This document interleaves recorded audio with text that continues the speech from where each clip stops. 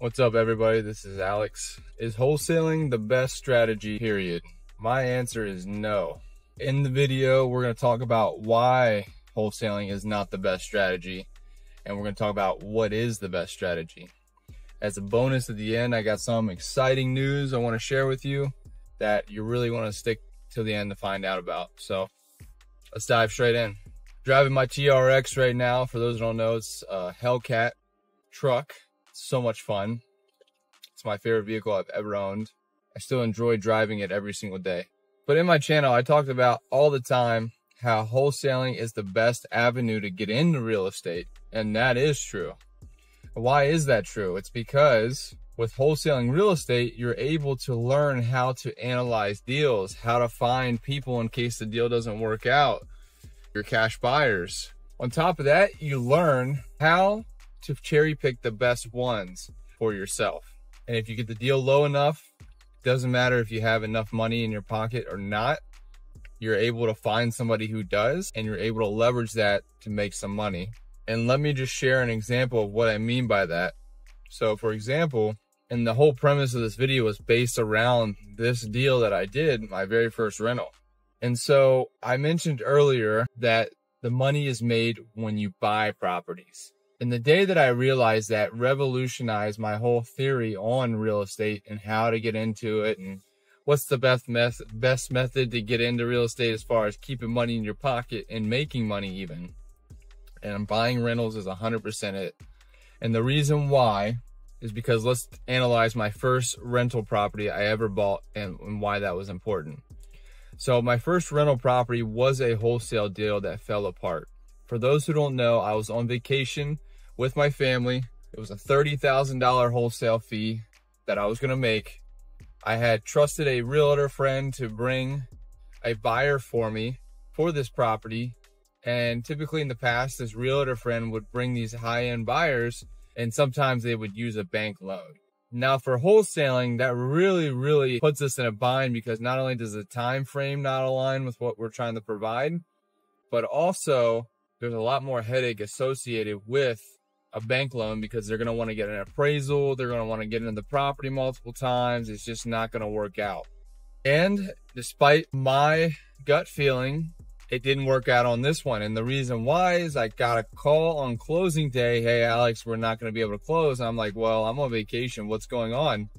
He said, well, the lender never even started the process. And for those who don't know, the lending process to analyze and underwrite, if they're really good, from start to finish is 30 days minimum. So they never even started the process because somebody dropped the ball as far as communication. And because the realtor's in play, I don't get to talk to the buyer directly or his team. And so I'm out of control on that part of the deal, which is not ideal for a wholesale deal. And because of that, I knew there was no way they were going to be able to close on this thing. And I was not going to be able to save my reputation with the seller, because I was talking to him. I'm really good at follow-up. Hey, this Monday we're scheduling closing. The title company's like, hey, we're scheduling closing. And the title company even dropped the ball, because somebody down the line should have said, hey, something's not right. We're scheduling closing, but they're not sending me the final paperwork. What's going on? And nobody knew what was going on. So that should have been red flag number one. Now, here comes the hard pill to swallow. I didn't have a whole lot of money in my bank account. I had money and I had reserves, but not enough to make me want to buy my first rental property, having absolutely no idea what I was doing. So I did whatever I had to do, and I read books, watched videos on how to manage a rental property, how to buy a property with no money.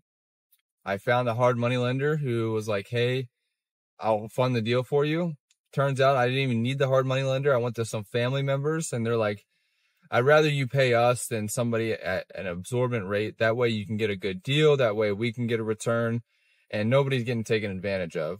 I said, fair enough. But they're like, hey, I need you to put some skin in the game. So I put almost all the money I had into this property just to show them I was serious. So that way the next time I did this, they would have faith in me and understand that I was the real deal. And that's what happened. Is I put $40-some thousand down on this property, and I had about $7,000 to live off of after that. And the property needed about $5,000 worth of work. I took all that time rehabbing the property, watching YouTube videos on how to rehab stuff, how to put flooring in. I'm not a guy who's constructionally inclined at all. I break more shit than I fix. So it didn't really work out well for me because, like I said, it took me 2 months to do something that it takes somebody a couple weeks at the most. So a lot of wasted time there. But long story short, I was able to get it done. 2 months later, 3 months later, I refinanced that property through a local lender, cash out refi. I bought the property for $150, put $5,000 in it, and then I refied it and it appraised for $290, $295. And so the bank will lend you 70% to what it's worth, 75% to what it's worth. And that equaled about $65,000 in my pocket tax-free because the overall loan was about $215,000. And all that $65,000 is tax-free because it's considered debt. Debt's not taxable because the government wants you to take debt so you can keep working. It's a fucked up theory, but that's exactly what's going on. So the government wants you to have this debt so you don't have to pay taxes on it. And you get to keep that in your pocket to live off of or put towards the next one. So that's really, really good because $65,000 is a lot better than $30,000. And remember, on that $30,000, I would have had to have paid taxes, self-employment taxes. So it's not actually $30,000. This $65,000 is actually $65,000. And once I figured that out, and once I realized, hey, if I buy these cheap enough, I can make a living from buying properties, and they're gonna pay me for life. How crazy is that concept? If somebody would have told me years ago, Alex, you can make a fortune buying properties and adding to your monthly cash flow every single month. Listen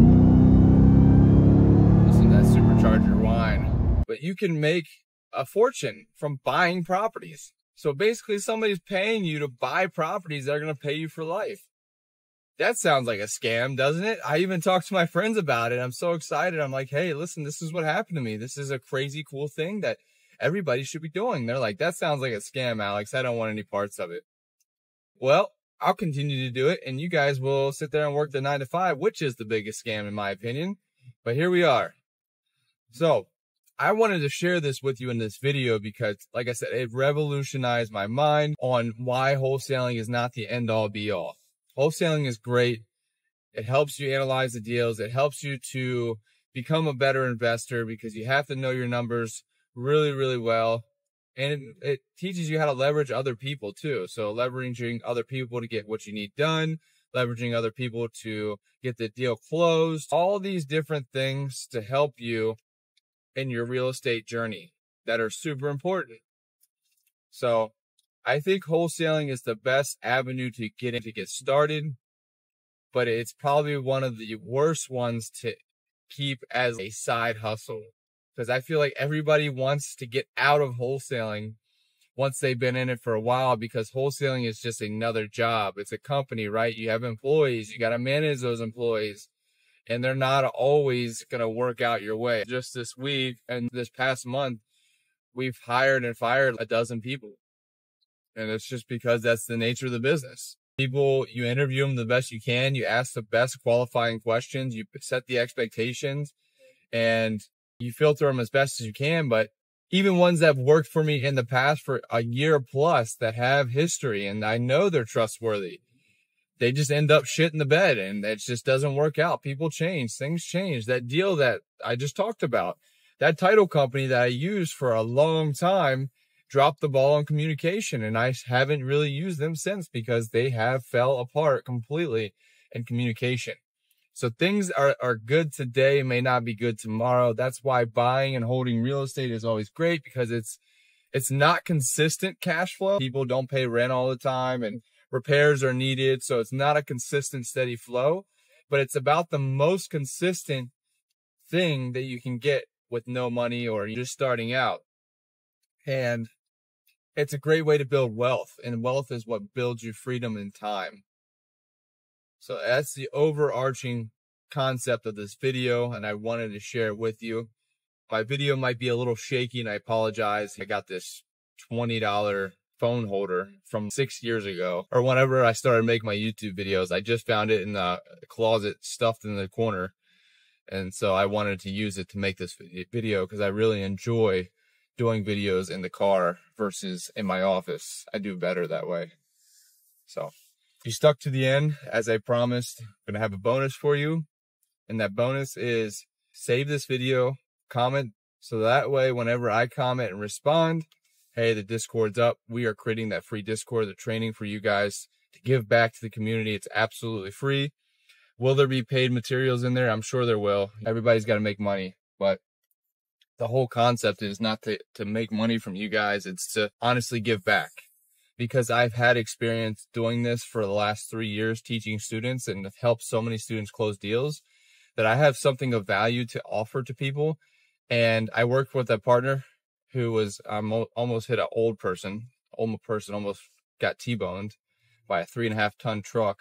Anyways, lost my track of thought here, but what I was saying is I've done this for so long, for the last 2-3 years now, helping so many people, that I have something of value to offer the real estate community, and I'm going to do it absolutely free. We're going to build a huge freaking community of awesome people, and it's just going to be people that are helping each other out, not looking to get something from somebody else, just true value. You know, people like Pace Morby, and he's actually a player in not only the real estate industry, but the coaching industry. The man is everything he is, right? He's in the community. He's constantly teaching his students. He's in there week in, week out on the Zoom meetings. And the partner that I worked with was not that type of person. And it just actually of value for the students. And, you know, I feel like they were taken advantage of by this person, and I completely hate it. You know, it's my chance to do it right. This is my chance to give the community and honestly help people get stuff done. So if you want to be a part of that, take advantage of this once in a lifetime opportunity, because as the community grows and things happen, as you probably know, time gets shorter, and the demand for one-on-one coaching or the demand for some mentorship is going to increase, of which I want to be able to dedicate my time to for those people who are interested. So just got to the gym for my workout. Stay tuned. I'm going to put that link to the Discord in the description once we have the Discord up. My plan is to have it up this week. So once we have that Discord up, I'm going to put it in the comments. I'm going to pin the comment. I don't know how YouTube is with links, but hopefully it works out. So I'm going to pin that comment. So comment on this video so that way you can stay up to date. Like it, share, subscribe. Let's grow this community. I'll see you in there. Thanks so much, guys.